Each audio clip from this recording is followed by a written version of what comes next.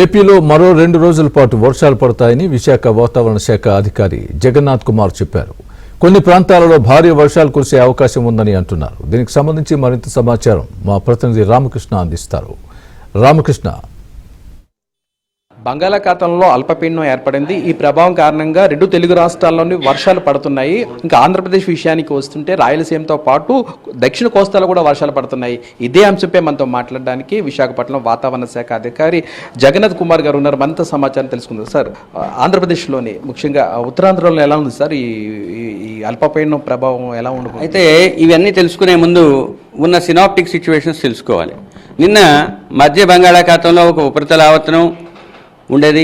ఆ ఉపరితల ఆవర్తనం ఈరోజు మరింత బలపడి అది అల్పపీడనంగా పశ్చిమ మధ్య బంగాళాఖాతం దానికి ఆనుకుని ఉన్న వాయువ్య బంగాళాఖాతంలో అల్పపీడనంగా పరిణామం చెందింది.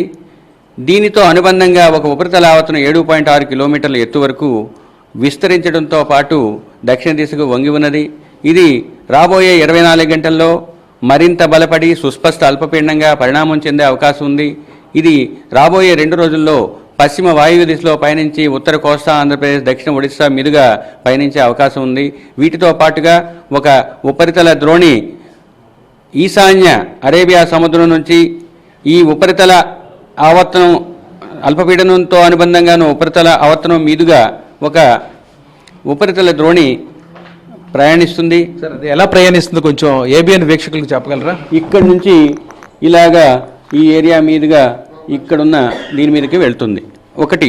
రెండవది, మాన్సూన్ ట్రఫ్ లేదా నైరుతి ఋతుపవన ద్రోణి దేశంలో ఉన్న ప్రాంతాలైన భటిండా, అంబాలా, షాజహాన్పూర్, వారణాసి, డాల్టన్గంజ్, జార్సుగూడ మీదుగా దక్షిణ ఆగ్నేయ దిశలో పయనించి అల్పపీడనం మీదుగా పయనిస్తుంది. ఇది భూ ఉపరితలం మీదుగా వెళ్తుంది. 4వది, ఒక ఉపరితల ద్రోణి 1.5 కిలోమీటర్ల ఎత్తులో ఉన్నది. అది ముఖ్యంగా తూర్పు ఉత్తరప్రదేశ్ పరిసర ప్రాంతాల్లో ఉన్న ఒక ఉపరితల ఆవర్తనం మీదుగా ఈ అల్పపీడనం ఉన్న ప్రదేశం వరకు ఈ ఉపరితల ద్రోణి ప్రయాణిస్తుంది. ఈ ఉపరితల ద్రోణి ముఖ్యంగా ఉత్తర ఛత్తీస్గఢ్, దక్షిణ ఒడిశా మీదుగా పయనిస్తుంది.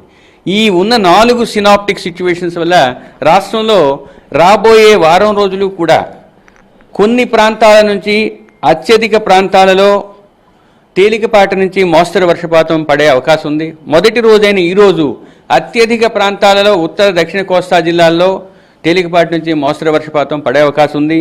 తదుపరి 2 రోజులు పలు ప్రాంతాలలో, 4వ రోజు కొన్ని ప్రాంతాలలో, వారంలో ఉన్న చివరి 3 రోజులు కూడా మళ్లీ పలు ప్రాంతాలలో తేలికపాటి నుంచి మోస్తరు వర్షపాతం నమోదయ్యే అవకాశం ఉంది. రాబోయే 2 రోజులు సుస్థిరమైన బలమైన గాలులు, నైరుతి ఋతుపవన గాలులు 50 నుంచి 60 కిలోమీటర్ల వేగంతోనూ, 3వ రోజు నుంచి 5వ రోజు వరకు 40 నుంచి 50 కిలోమీటర్ల వేగంతో వీచే అవకాశం ఉంది. సార్, రాష్ట్రంలోని పలు ప్రాంతాల్లో వర్షాలు పడుతున్నా మన ఉత్తర కోస్తలు అంటే విశాఖలో కానీ ఆ ప్రభావం కనబడట్లేదు. ఎండలు ఇంకా ఉన్నాయి. ఎండలు ఉన్నాయి. ఈరోజు మీకు మేఘావృతం అయింది. ఈరోజు ఆల్రెడీ విశాఖ విమానాశ్రయంలో కొంత వర్షం పడింది. సిటీ చుట్టుప్రక్కల కూడా పడుతుంది. ఈ వ్యాగరీస్ ఆఫ్ మాన్సూన్ అనేవి కామను ఈ గ్లోబల్ వార్మింగ్ ఎరాలో. అయితే ఈ రోజు నుంచి రాబోయే 5 రోజులు కూడా రాష్ట్రంలో విస్తృతంగా వర్షాలు పడే అవకాశం ఉంది. ముఖ్యంగా ఈరోజు రాబోయే 24 గంటల్లో దక్షిణ కోస్తా జిల్లాలైన ఎన్టీఆర్, గుంటూరు, బాపట్ల, పల్నాడు, ప్రకాశం జిల్లాల్లో అత్యంత భారీ వర్షపాతం నమోదయ్యే అవకాశం ఉంది.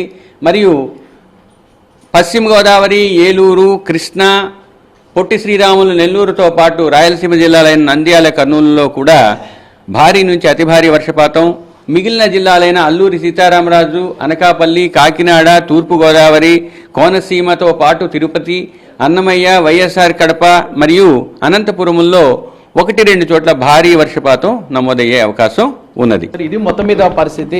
బంగాళాఖాతంలో ఏర్పడిన అల్పపీడనం కారణంగాను రాష్ట్రంలోని విస్తారంగా వర్షాలు పడే అవకాశం ఉన్నాయని, కొన్ని చోట్ల భారీ వర్షాలు కూడా పడతాయని కూడా చెప్తున్నారు. ఈ సమయంలోనూ మత్స్యకారులు ఎవరు సముద్రంలో వేటకు వెళ్లొద్దని చెప్తున్నారు. వీడియో జర్నలిస్ట్ రాజశేఖర్తో రామకృష్ణ, ఏబిఎన్ ఆంధ్రజ్యోతి విశాఖ.